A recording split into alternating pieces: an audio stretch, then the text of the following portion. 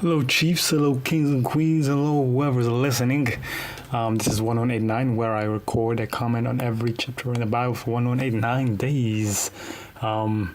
Sadly, a few days ago, I forgot to upload 23, though I did it on the day. I just forgot. It slipped my mind. That was Tuesday. What was I doing? I was doing nothing on Tuesday. I just must have forgotten. So I uploaded it today. So we're gonna have two today. All right, 23 and 25, 24 this day. But let's get into it, straight into it. Boom. Chapter 25. Then again Abraham took a wife, and her name was Keturah, and she bare him Zimran, and Jokshan, and Medan, and Midian, and Ishbak, and Shua. And Jokshan begat Sheba, and Dedan, and the sons of Dedan were Asherim, and Letushim, and Leamim. And the sons of Midian, Ephah, and Epher, and Hanok, and Abidah, and Eldaah. All these were the children of Keturah. And Abraham gave all that he had unto Isaac. But unto the sons of the concubines which Abraham had, Abraham gave gifts, and sent them away from Isaac his son, while he yet lived, eastward unto the east country. And these are the days of the years of Abraham's life which he lived, 160 years.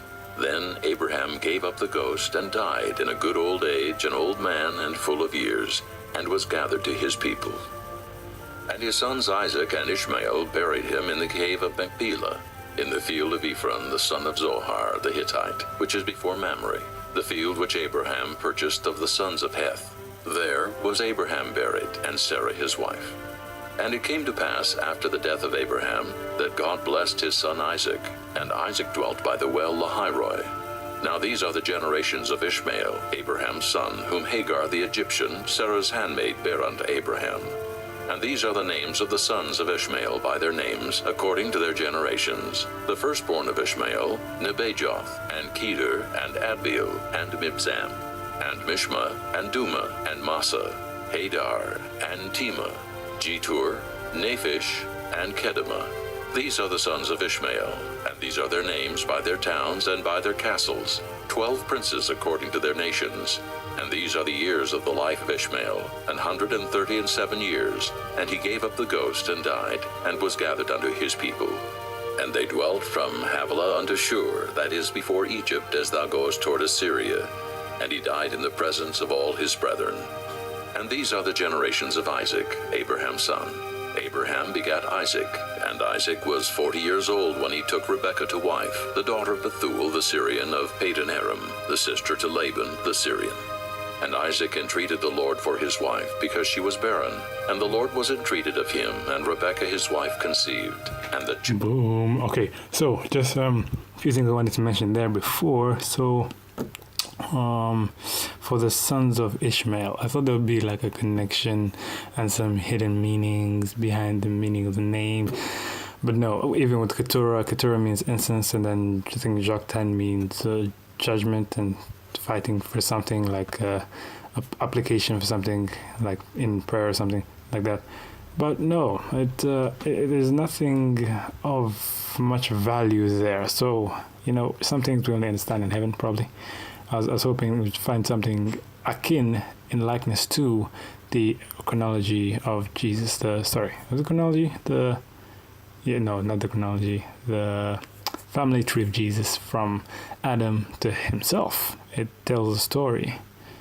The God-man appointed, going on. It's a wonderful story in his genealogy. But we don't see the same thing with Ishmael or Keturah or whatever. So yeah, I guess one day we'll find out why they had to give us the whole. Maybe with the case for Midian, Ruel was a Midianite. Maybe they're trying to trace him to Abraham, so he is of importance because he's coming from Abraham. Probably, I think, probably because of the children. So we can recount their genealogies, thus inciting whether their statements are of importance or not. Now, coming to Rebecca. Many people, I don't know, I think I mentioned this with Sarah. Many women in the Bible are barren, especially those, actually only those that are giving birth to important persons. I believe it's because, like in the case of Jesus, the enemy is trying to stop something from coming. You know, like Jesus was trying to be killed. They were trying to kill him with Herod. The devil was trying to kill him through Herod. In the same way, I believe the devil is trying to keep these chosen ones from coming through. Sarah, Isaac, Rebecca, Joseph. Jacob, not Esau. Yeah, so I believe that's why anyway. Children struggled together within her, and she said, If it be so, why am I thus? and she went to inquire of the Lord. And the Lord said unto her, 2 nations are in thy womb, and 2 manner of people shall be separated from thy bowels. Right, so it says 2 things. 2 nations and 2 manner of people. So, 2 nations. Esau's gonna go on to be Edom, and Jacob's gonna go on to be Israel. There's 2 nations, Edom and Israel. Edom means it's kind of like Adam, after the first Adamic nature. Israel is he that wrestles with God. So, 2 manner of people we're gonna see in their life stories. That one chooses the blessing of God, one chooses the things after the flesh, one chooses meat and stuff and all that rather than the blessing of God. He does not see any benefit in it. He just sees that all I need to do is make money. You know what I'm saying? Get them camels, get them cows, all right? Meanwhile, the other guy's like, I need to get the blessing, because if I get the blessing, then I'm good for life. It blesses my spiritual life and my physical. Though it might not seem like it in the immediately, because he went to work for Laban. He was kind of a slave to Laban, while Esau was there chilling. In the end, the blessing is what matters. Now, those are 2 kinds of people. First, the one that trusts in the first Adamic nature, and the other who wrestles with God for the blessing. Yeah. There we have it. Yeah. I guess that's that. Moving on. And the one people shall be stronger than the other people, and the elder shall serve the younger. And when her days to be delivered were fulfilled, behold, there were twins in her womb. And the first came out red all over like an hairy garment. And they called his name Esau. So, I'll just make sure Esau actually means red, because I know Adam means red, Edom means red, which was Esau's name later on.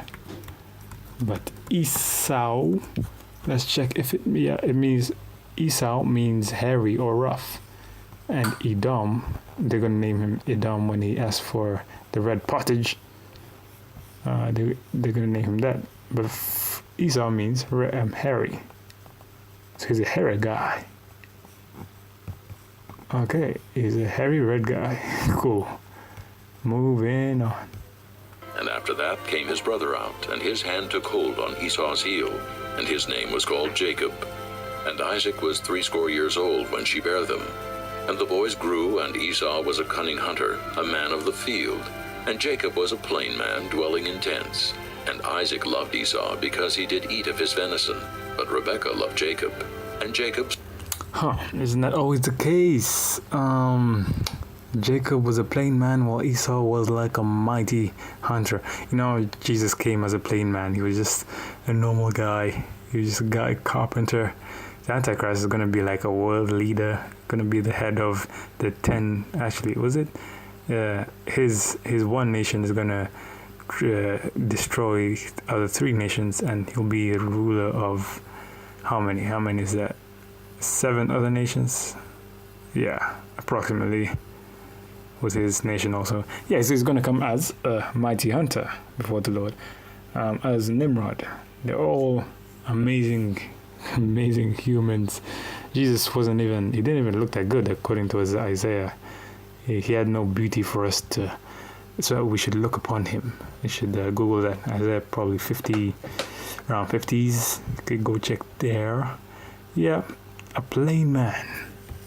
Sawed pottage, and Esau came from the field, and he was faint. And Esau said to Jacob, Feed me, I pray thee, with that same red pottage, for I am faint. Therefore was his name called Edom, And Jacob said, Sell me this day thy birthright. and Esau said, Behold, I am at the point to die. And what profit shall this birthright do to me? and Jacob said, Swear to me this day. and he sware unto him, and he sold his birthright unto Jacob. Then Jacob gave Esau bread and pottage of lentils, and he did eat and drink, and rose up and went his way. Right, so I gave him bread and pottage of lentils, so it's like red stuff. So that's kind of it's kind of in a way typification symbol of the bread and blood of Jesus. If you eat my flesh and drink my blood, then you will have eternal life. So Jacob gives this to the first Adamic nature. So like Adam. So he that wrestles with God has the power, has the responsibility, has the authority to give life to those who seek it, who are in the first Adamic nature. So he has authority by God. Okay, that's the spiritual interpretation right there. But the physical is that I don't think he had to do all this to get the blessing, cause the birthright in this case, because there's a birthright and there's a blessing, or later on. I believe it was always his, and God was going to get it to him anyway, because I just want to check his name. I believe his name means supplanter, but just to make sure. Jacob, where you at, boy? Yeah, it means seizing by the heel. Okay, supplanting. Yeah, so God is brother by the heel. Boom, I'm gonna get your birthright. Thus Esau despised his birthright. Chapter 20.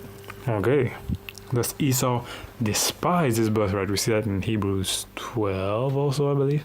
So, don't despise because the birthright is an important thing back then, because that's where the Messiah was coming from. These days it doesn't really matter, like, because we are in the family of God, and Jesus is the firstborn among all.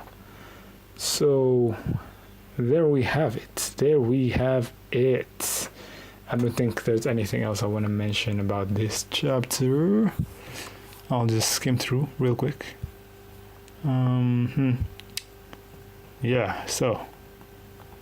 Just don't be like Esau, be like Jacob, and wrestle with God.